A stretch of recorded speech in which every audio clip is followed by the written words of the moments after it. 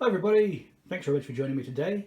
We are taking a look at this build model of the AMT 1958 Plymouth Fury two-door hardtop, otherwise known as Christine. So if you're unfamiliar with the John Carpenter movie or the Stephen King novel Christine, this kit in particular is intended to allow you to recreate that particular car which features in the novel and in the film.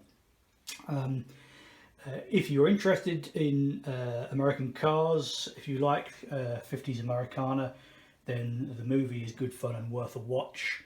I personally enjoyed the novel a great deal as well, to be honest with you.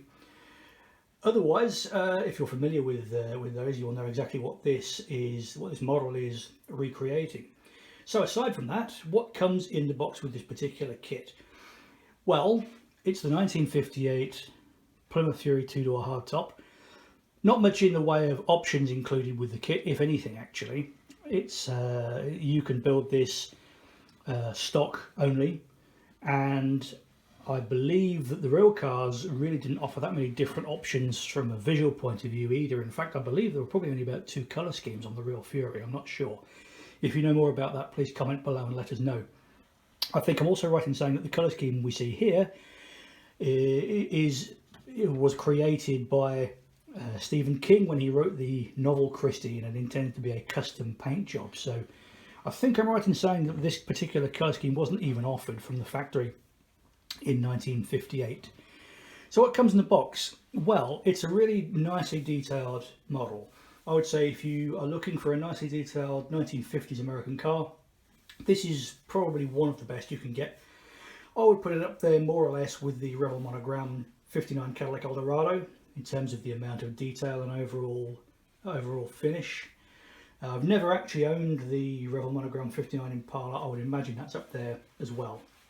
But I would say it's certainly a cut above the old original 1950s and 60s kits of that time in terms of the detail and the way it goes together.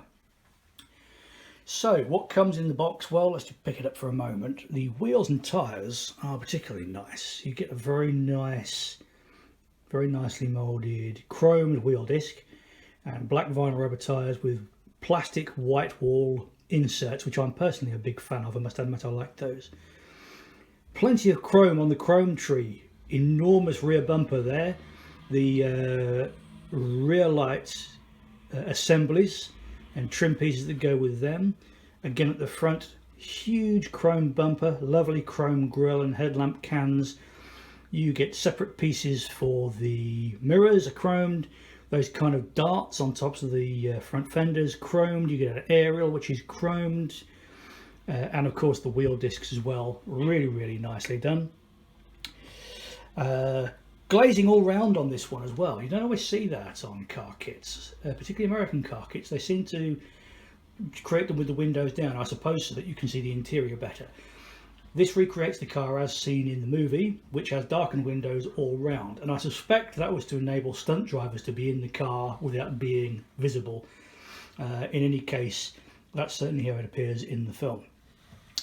Colour for this one, I think I'm right in saying this is Ford Racing Red, which just seemed like the best kind of dark red available for the job, trying to replicate what I believe was the Plymouth Autumn Red, I think, as detailed in the book, with a white roof. I can't remember what white that is. It's just white, with the silver side. I don't know what you'd call those really. Those very large sort of trim pieces down the sides, which are, I believe, silver painted on the real car, so I've done the same here. Just sprayed on some aerosol silver. The chrome work around the windows I just did with a chrome marker pen, which I think worked okay. If I'd have done it with bare metal foil, I think it would look better, there's no doubt about that, but I'm happy with that as it is just for now. Okay, so let's have a look under that bonnet then. And given the reputation of real Christine, I'm a little bit nervous about going in here. There we go, and you can see quite a nice engine bay. You see what I mean about it just being a cut above some of the older type kits there in terms of what's included. Brake master cylinder, the heater assembly on the bulkhead there, the washer washer bag hanging on the wing there. Separate pieces for the radiator and front bulkhead. Batteries in there as well. The alternator or generator actually attached to the engine with a bracket instead of floating in mid-air. Nice touch. I didn't add any detail in there at all. I just left it as it came out of the box, essentially. So really quite an impressive engine bay, I would say, and a hood which just about fits well enough for me to be happy to leave it as a removable part so that I can look under there when I want to.